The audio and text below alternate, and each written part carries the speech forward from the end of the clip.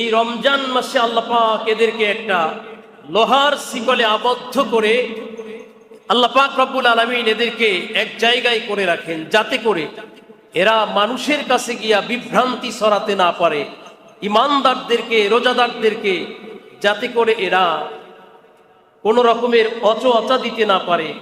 রোজার থেকে তাদেরকে দূরে রাখতে না পারে। আল্লাহ পাক রব্বুল আলামিন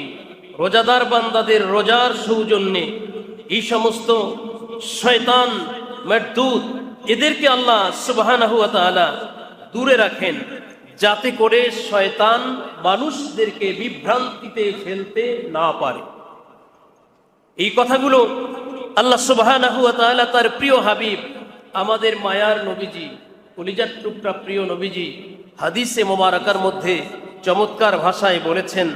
হাদিসটা নাসাই শরীফের মধ্যে আসছে, মুসনাদে আহমদ